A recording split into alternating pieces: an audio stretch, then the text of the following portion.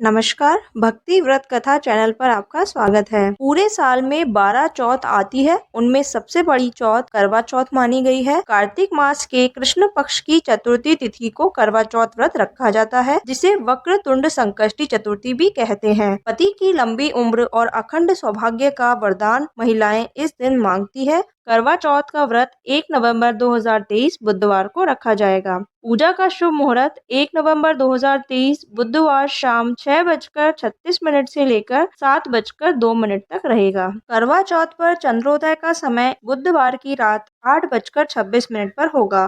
करवा चौथ की पूजन विधि: लाल रंग की साड़ी, सूट या लहंगा पहने, 16 श्रृंगार करें, गहने पहनकर तैयार हों, हाथों में मेहंदी लगाएं, निर्जल व्रत का संकल्प करें और पूजा की थाली सजाएं। थाली में सिंदूर, चंदन, अक्षत, धूप, फल, फूल और एक पानी का लोटा रखें। घी का दीपक आरती के लिए रखें। करवा चौथ पर शिव परिवार की पूजा करें। कथा सुनते समय एक चौकी पर जल से भरा लोटा रखें और थाली में गेहूं, रोली, चावल से भरा मिट्टी या चीनी का करवा ढक्कन समेत रखें।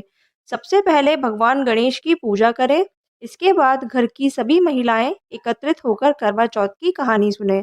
कहानी सुनने के बाद एक दूसरे की थाली बदलें और भगवान गणेश से पति की लंबी उम्र की प्रार्थना करें। कथा सुनने के बाद करवे पर हाथ फेरकर करवे को सास को दे दें और पैर छूकर उनका आशीर्वाद लें। करवा चौथ पर चंद्रमा को अर्घ्य देकर पूजा की जाती है। चंद्र दर्शन के बाद पति को छलनी से देखें और पति द्वारा पत्नी को पानी पिलाकर व्रत तोड़ें और पत्नी अपने पति का आशीर्वाद ले।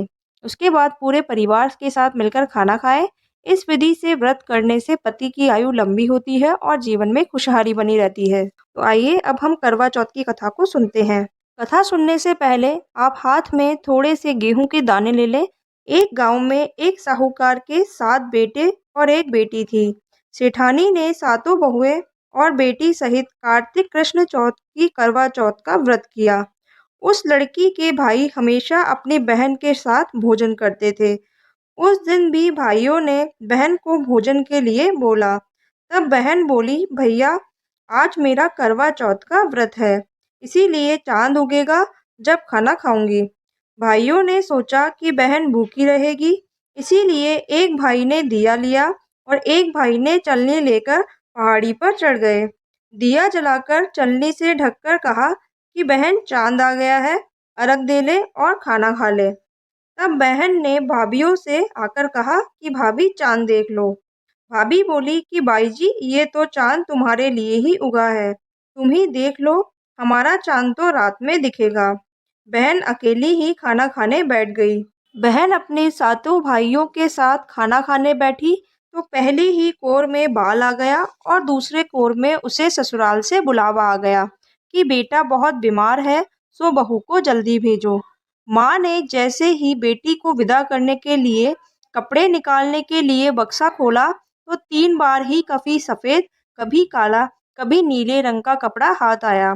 माँ ने एक सोने का सिक्का पल्ले से बांध दिया और कहा कि रास्ते में सबके पैर छूती जाना और जो भी तुझे अमर सुहाग की आशीष देवे उसको ही यह सोने का सिक्का देना और पल्ले से गांठ बांध लेना। रास्ते में सब औरतें आशीष देती गई पर किसी ने भी सुहाग की आशीष नहीं दी।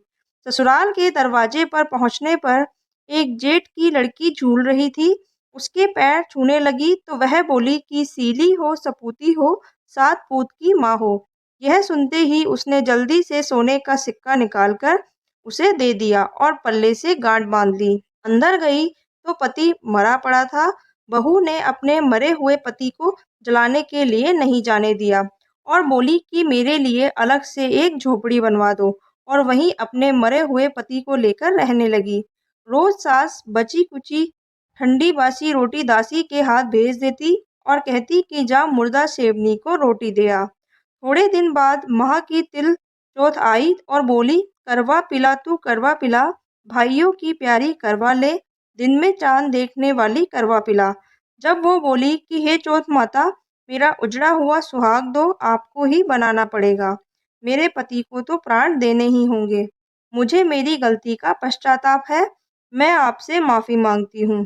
तब चौथ माता बोली मेरे से बड़ी बैसाख की बैसाखी चौथ आएगी, वो तुझे सुहाग देगी। इस तरह बैसाखी चौथ भी आई और उसने कहा कि भादवे की चौथ तुझे सुहाग देगी।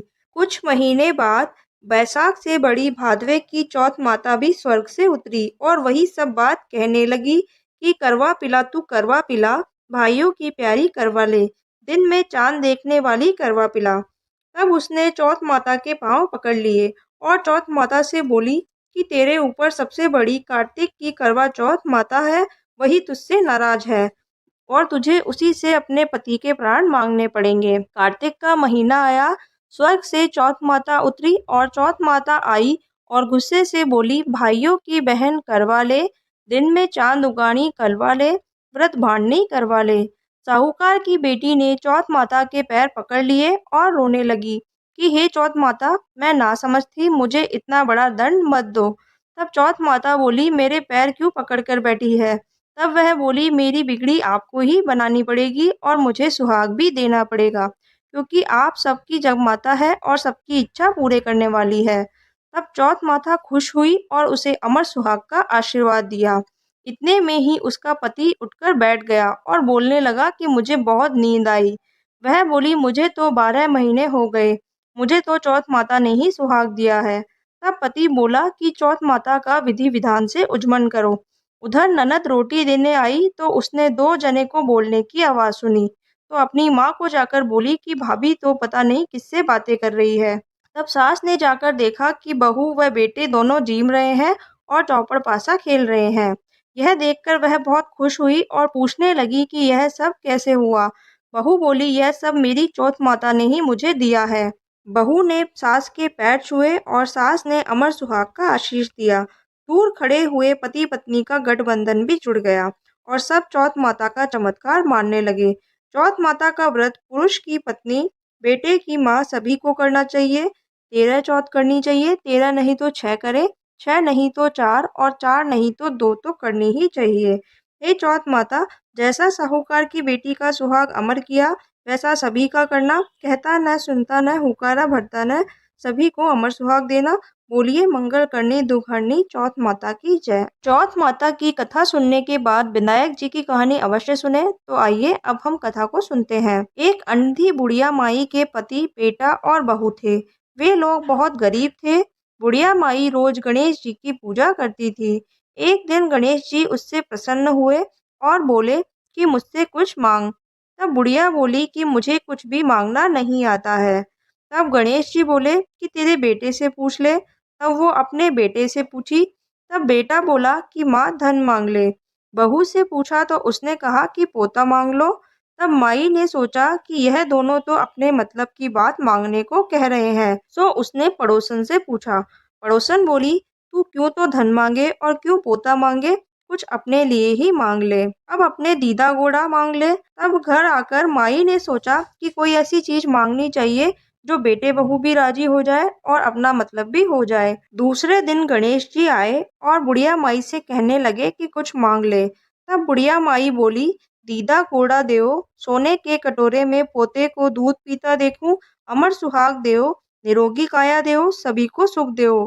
तब भगवान गणेश जी बोले कि माई तूने तो मुझे ठग लिया, सब कुछ तो मांग लिया और कहती थी कि कुछ मांगना नहीं आता है, पर ठीक है ऐसा ही होगा, और अंतर्ध्यान हो गए। बुढ़िया माई के वैसा ही सब कुछ हो गया। हे गणेश जी महाराज, जैसा माई को दिया वैसा सबको देना। कहता न सुनता न हुकारा भरता न, अपना सारा परिवार न देना। बोलिए श्री गणेश जी महाराज की जय। ये वीडियो पसंद आया तो कमेंट बॉक्स में मुझे राधे राधे लिखें और वीडियो को लाइक और शेयर करना ना भूलें। लेटेस्ट व्रत, त्योहार एवं कथाओं के वीडियो देखने के लिए यूट्यूब चैनल को सब्सक्राइब करें। धन्यवाद।